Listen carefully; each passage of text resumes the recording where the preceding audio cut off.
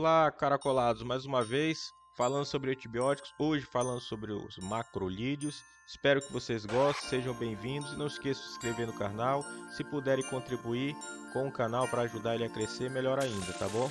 Um abraço aí a todos e vamos para o que interessa.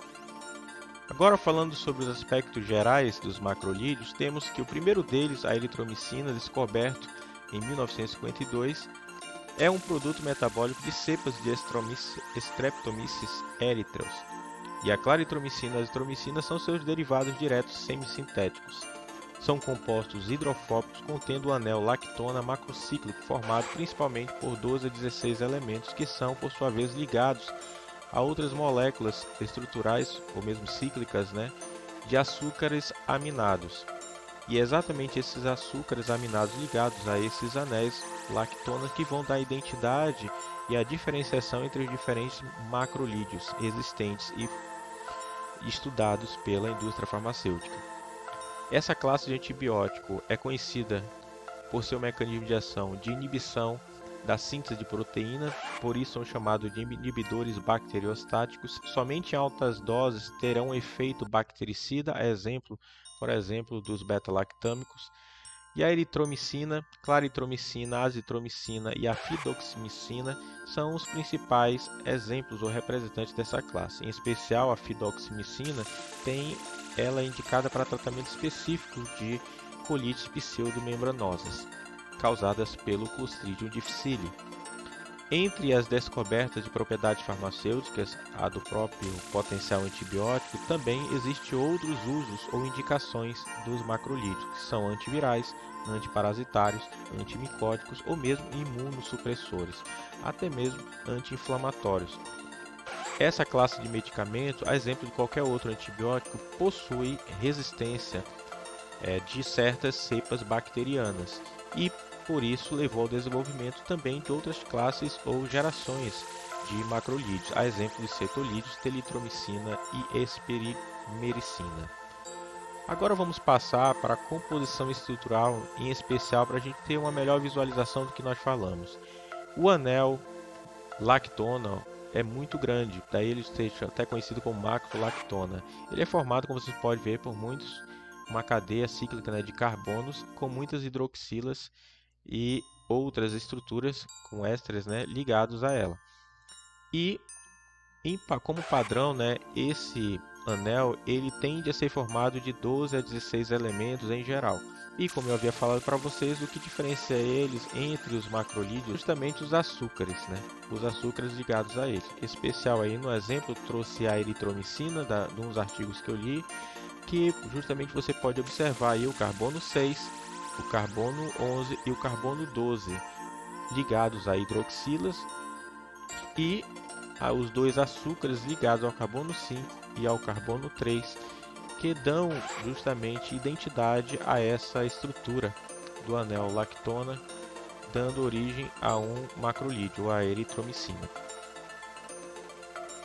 O mecanismo de ação dos macrolídeos é exatamente a inibição da síntese proteica a partir da impossibilidade ou prejuízo à translocação, à transpeptidação de cadeias polipeptídicas no maquinário ribossômico, em especial em subunidade 50S. Porém, estudos recentes já conseguem identificar que dentro dessa estudo 50S, na verdade, subunidade 23S que são o alvo realmente da ação do antibiótico. Essa estrutura ribossômica é como se fosse um cano ou um túnel, onde os aminoácidos, os peptídeos vão passando por essa estrutura ribossômica e vão havendo mudanças conformacionais, translocações e encadeamento com ligações de outras estruturas que formam novas proteínas.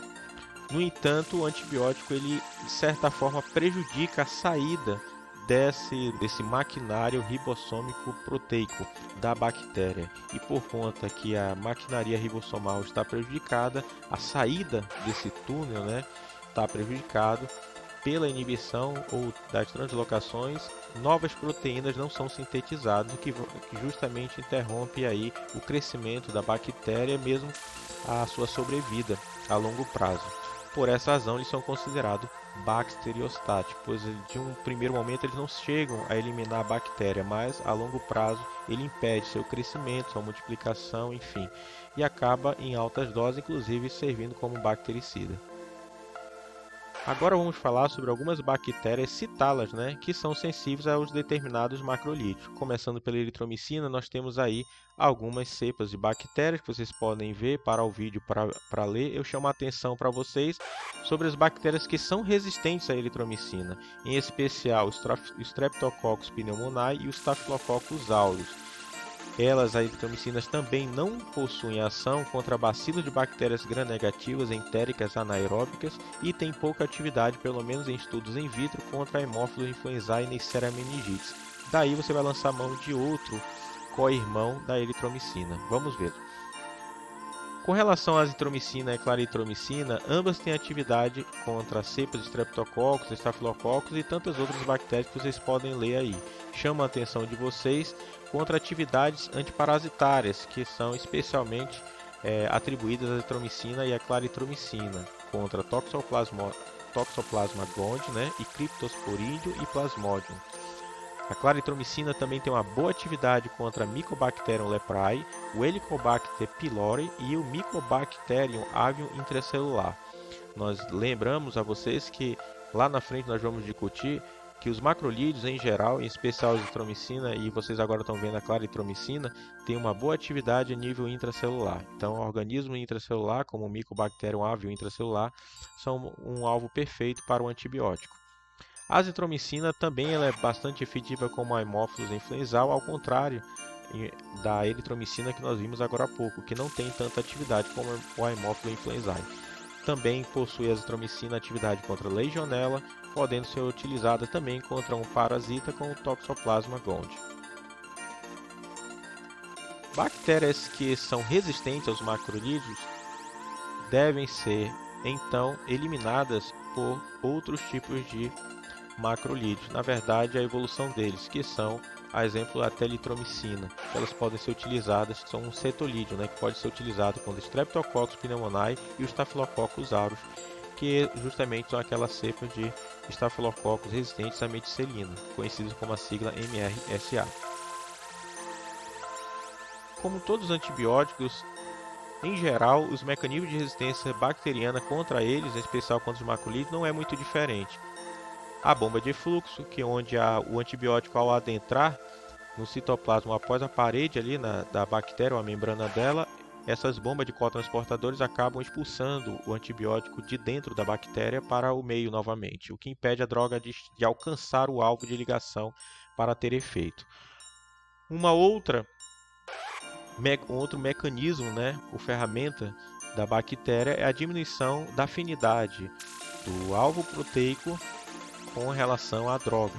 E isso se dá através da quebra dessas ligações do próprio anel lactona, a partir de enzimas metilases ou mesmo, no caso de enterobactéria, de enzimas esterases, que são formas de quebrar essas ligações e causar a hidrólise dos macrolídeos. O último recurso da bactéria, quando ela adquire essa faculdade de resistir aos antibióticos, especialmente falando aqui dos macrolídeos, é a própria mutações cromossômicas devido a plasmídeos, alterações controladas por plasmídeos que vão justamente conferir a algumas bactérias essa possibilidade de sequer ter afinidade ao antibiótico. Agora falando sobre absorção, distribuição, metabolismo e excreção, vamos falar de modo geral sobre os macrolídeos e em especial sobre cada uma das drogas mais conhecidas. Os macrolídeos eles podem ser administrados por via oral e parenteral e passam necessariamente, quando na via oral, pelo trato gastrointestinal. E na via parenteral, infelizmente, eles podem causar tromboflebites, daí eles serem mais preferenciais pela via oral. No entanto, uma vez administrado, eles têm uma boa difusão e bons níveis plasmáticos. Eles têm também uma boa e longa meia-vida, porque eles são somente eliminados muitas das vezes a partir da bile e depois de várias passagens pelo fígado, pelo sistema hepático. O que confere aos macrolídeos a atenção de nossa parte é que eles podem chegar a níveis teciduais e também intracelulares satisfatórios para eliminar as bactérias, o que traz a eles o atributo de terem entre os antibióticos a maior capacidade de eliminação das bactérias intracelularmente. No entanto, a exemplo de alguns outros antibióticos, ele não atravessa a barreira hematoencefálica e tem pouca penetração no líquido sinovial. Então, articulações ou problemas na medula ou mesmo no cérebro, né, ou infecções dessa natureza nesses locais, não se deve preferir aos macrolídeos muitas das vezes. A principal via de excreção é a bile, porque a estrutura, como nós vimos desde o início dos macrolídeos, ela é uma estrutura de um anel lactona hidrofóbico, então ele não vai ter afinidade por moléculas hidrofílicas, mas outras moléculas hidrofóbicas, no caso, os ácidos biliares, vai ser sua principal via de excreção, a menos que haja algum problema, algum acúmulo plasmático que ele vai se refletir no sistema renal, na urina, aumentando a concentração, como nós vamos ver. Em geral, os macrolídeos também utilizam um pouco da maquinaria do sistema hepático, diretamente inibindo a atividade do sistema da isoenzima citrocromo P450.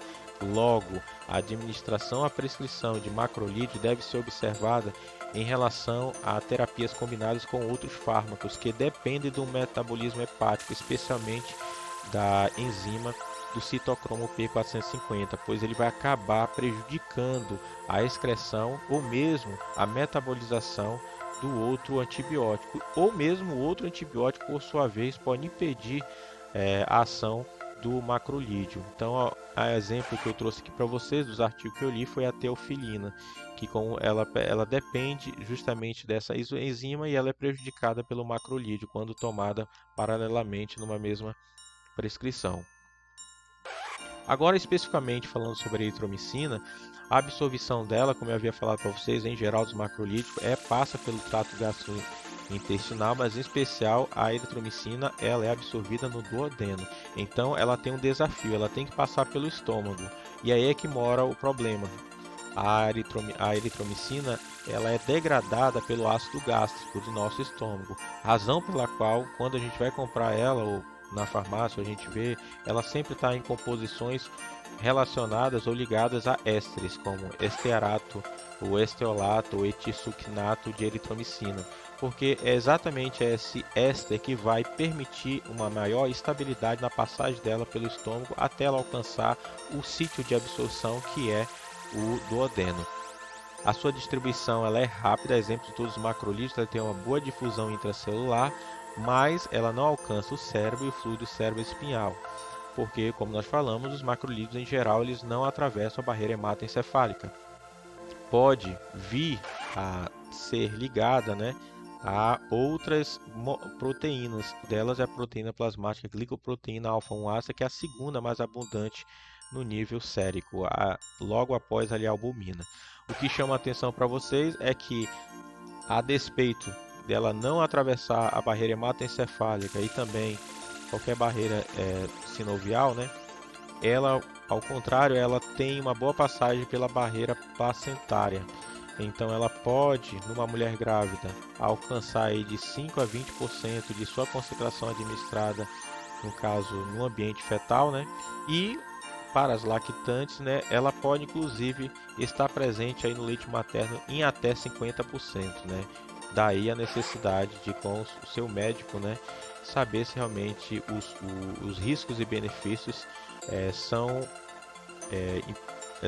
viáveis, para a administração da eritromicina para lactantes e grávidas. A eritromicina tem metabolismo no fígado, onde ela tem a sua passagem. Em especial, ela pode permanecer no organismo por uma meia-vida de pelo menos 30 horas, Mas caso haja algum tipo de problema, exemplo de pacientes que sofrem hemodiálise ou diálise peritoneal, essa excreção não se dará mais pela bile e pode haver um acúmulo aí, no sistema renal. Lembrando que a excreção da bile se dá a partir da ligação com os ácidos biliares devido à propriedade hidrofóbica do anel lactona.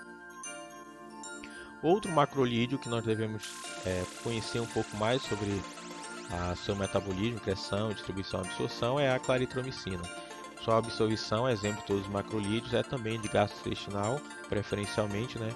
Ela pode ser administrada com ou sem alimento, pois ao contrário, né, da sua co-irmã, que nós acabamos de ver, ela é um ácido mais estável no estômago, né? Então ela dificilmente tem problemas para passar pelo estômago, não precisando aí de outros aditivos, né, na composição. A sua distribuição, exemplo de todos os outros macrolídeos, se dá a nível intracelular com pico de concentração plasmática logo após ali, as primeiras 2 horas de administração, e ela é metabolizada também no fígado, levando à produção de metabólitos ativos, sendo o principal deles a 14-hidroxiclaritromicina. A excreção também é feita pela via da bile, nós já sabemos por quê, por conta do composto do anel lactona, que é hidrofóbico, e maiores dosagens elevam a sua disponibilidade. No entanto, como eu falei, pode haver um acúmulo da droga inalterada por conta aí do comprometimento ali do sistema hepático, e isso vai se refletir numa sobrecarga na concentração plasmática e, por sua vez, no sistema renal, especialmente no resultado final, que é a urina, onde pode alcançar em nível de 20 a 40%. Agora sim, a azitromicina, falando sobre a absorção, também tem passagem pelo trato gastrointestinal, pode ser administrada de forma endovenosa, né, onde ela alcança logo uma concentração após 1 hora de sua infusão. E, a exemplo dos outros macrolídeos, ela tem uma boa perfusão, difusão, na verdade, a nível intracelular, por fagócitos e tecidual de secreções.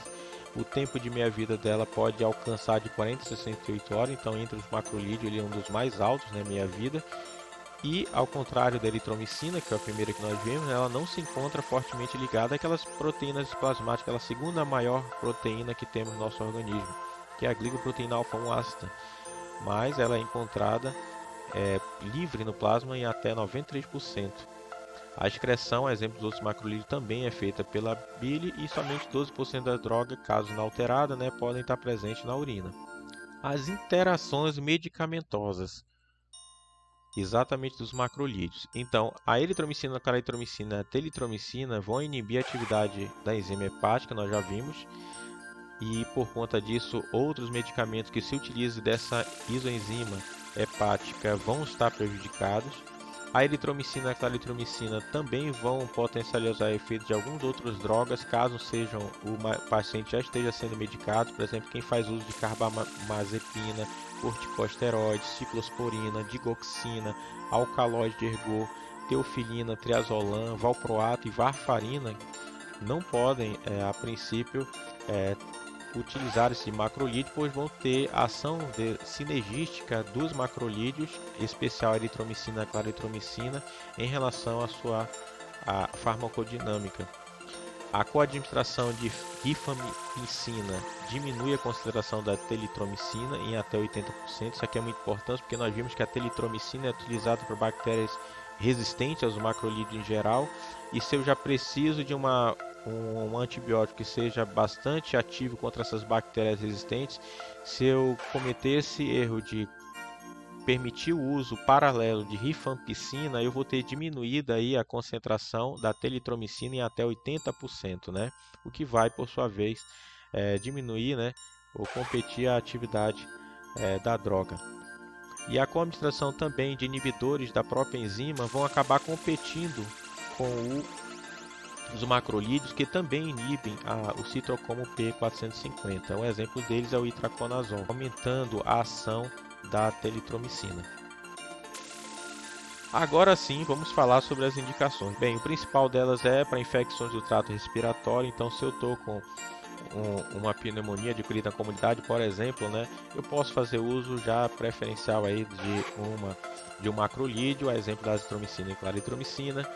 Tratamento de legioneloses, tratamento de eripcelas e celulites, né, também aí especial a eritromicina. Quando tem pacientes alérgicos à penicilina, pois preferencialmente penicilina é o antibiótico de escolha. Tratamento de infecções por clamídia, todas elas, né, uretrais, endocervicais, retais, infragranuloma venéreo, né, ou mesmo epididymiais, né, não complicados, nós podemos fazer uso de macrolídeo, que é a azitromicina. E o tratamento de pneumonia por clamídia, também ou na infância, ou mesmo oftalmia neonatal, podemos fazer uso, por exemplo, da eritromicina. Outras indicações são tratamento para difteria, também eritromicina, tratamento de coqueluche, né, pela Bordetella pertussis. Nós vimos lá que ela é uma das bactérias que são sensíveis aos macrolídeos. Podemos fazer uso aí da eritromicina, ou mesmo em estágios iniciais da azitromicina, da claritromicina. Tratamento de úlcera péptica, Helicobacter pylori, claritromicina. Tratamento de infecção causada por Mycobacterium, avium intracelulare, também azitromicina ou claritromicina. Tratamento de Mycobacterium leprae, claritromicina. E tratamento de recorrência de febre reumática, olha só, especialmente para pacientes que são alérgicos às penicilinas, que são a primeira escolha, né? No caso, podem ser utilizada a eritromicina. Prescrições de geral, e por favor, para quem vê o vídeo, isso aqui não é a prescrição que você vai fazer.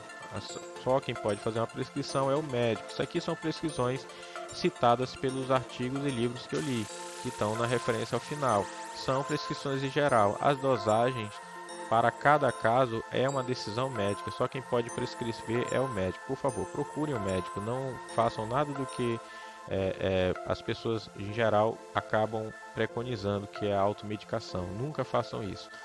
Pois bem, aí tem algumas prescrições para vocês verem, só para tomarem ciência. Essas prescrições são baseadas em adultos. Efeitos adversos, que é o mais importante, né? Macrolídeos, em geral, eritromicina e azitromicina, eles vão sempre causar distúrbios gastrointestinais ou epigástricos. Por quê? Porque, lembra, os macrolídeos eles passam preferencialmente pelo sistema gastrointestinal e, por essa razão, eles tanto afetam como são afetados por esse trato gastrointestinal. Então eles podem aí acabar causando esses distúrbios gastrointestinais, mas principalmente porque eles mimetizam a ação da ligação em um receptor chamado motilínea. Esse peptídeo, esse receptor, ele, uma vez estimulado, ele ativa o músculo liso, fazendo com que haja contração ou movimentos, né, peristálticos no sistema gastrointestinal. Então, por isso vai causar eventualmente cólicas, né, enfim, problemas, distúrbios gastrointestinal, porque ele mimetiza a ligação de outros substâncias nesse receptor de motilina. E é por essa razão que, fora rótulo, né, off-label, né, o macrolídeo, especialmente a eritromicina e a azitromicina, eles podem ser utilizados como procinéticos para o trato gastrointestinal, especialmente pacientes de UTI ou mesmo de casos de gastroparesia diabética, caso, né, não se tenha uma outra medicação em mãos, né, para ser utilizada. Macrolídeos e cetolídeos têm sido associados, é claro, a causas do coração. E aí, logo que nós tivemos essa epidemia, foi bem conhecida a questão da discussão sobre a azitromicina, especialmente porque o macrolídeo ele pode causar o que? Arritmias cardíacas, especialmente para aqueles cardiopatas, pessoas que têm problemas. Às vezes a pessoa nem sabe que tem problemas cardíacos, né? Então, devido a essa causa, no intervalo QT ocasiona, né, no sistema cardíaco, ou mesmo ataque cardíaco ventricular. A azitromicina, foi feito estudo de corte com ela e ela realmente pode levar inclusive a casos de morte súbita cardíaca quando utilizada sem a prescrição médica. Há risco maior com o uso da eritromicina, que também pode dobrar esses mesmos riscos de morte súbita cardíaca em aproximadamente 5 vezes em paciente com uso comitante com outros medicamentos inibidores da isoenzima citocromo P450 3A4, tá bom? Então tem que tomar cuidado com o macrolídeo, especialmente a eritromicina e a azitromicina, porque eles causam esses efeitos cardíacos. E às vezes você nem sabe que tem um problema cardíaco como esse e acaba descobrindo por conta da automedicação. E feliz você que possa descobrir e contar a história depois. Efeitos adversos ainda com uso prolongado, né, com, por exemplo, de 10 a 20 dias com macrolídeo, especial eritromicina, vamos ter causa aí de problemas com a hepatite colestática, porque lembra, ela vai inibir lá a principal enzima que trabalha no fígado, que é a enzima citocromo P450, né? Vai ter náuseas, vômitos, cólicas abdominais e icterícia. Mais uma vez cessado a utilização do medicamento, né, pode-se resolver o quadro. Um outro, que é o cetolídeo, a telitromicina, ele possui maior hepatotoxicidade. Então, dentre todos os macrolídeos, né, em especial o telitromicina é o que mais tem hepatotoxicidade. Por isso, ele só, inclusive, é administrado naqueles casos mesmo de bactérias resistentes aos macrolídeos e na falta, é claro, de outra medicação. A telinitromicina, portanto, ela é contraindicada em casos de hemiastenia grave devido a essa exacerbação dos sintomas neurológicos, né? Além disso, outros efeitos adversos são erupções de pele, eosinofilia e febre, que também os macrolídeos podem acabar causando, especialmente altas doses de macrolídeo podem causar apresentações de quadros clínicos como deficiências auditivas ou mesmo zumbidos, né? Alterações auditivas. A eritromicina também possui efeito anti-inflamatório, eu havia falado no início do vídeo, pois ela acaba prevenindo a liberação de interleucinas 8, quimiocinas de atração de neutrófilos e assim havendo evidência, né, que há uma diminuição da hipersecreção de citocinas pró-inflamatórias. Então, em modelos animais tem encontrado esse efeito dela. E por último, o efeito adverso é o imunomodulatório, o imunossupressor, né? Ela com uso prolongado de eritromicina, por exemplo, em casos de panbronquiolite difusa, houve uma diminuição do número de neutrófilos e da atividade de quimiocitocinas, né, do neutrófilo no líquido broncoalveolar. Então essas são minhas referências, eu espero que vocês tenham gostado. Um abraço e não esqueça de dar o like, viu? E se inscreve no canal. Um abraço. E aí, para quem quiser e puder ajudar com o canal, acompanhe as lives lá no Twitch. Se você quiser fazer uma doação, só escolher o sobre aqui e clicar aqui no meu amiguinho, o donation aqui, do caracolzinho. Você vai estar contribuindo com o canal, com o valor que você quiser. A exemplo também do YouTube, esse linkzinho aqui no seu canto direito, olha só. Você também pode ajudar com o canal. Pô, dá essa força aí. Estamos sempre ali tentando buscar a excelência, trazendo material de qualidade aqui para vocês no canal, beleza? Um abraço a todos aí.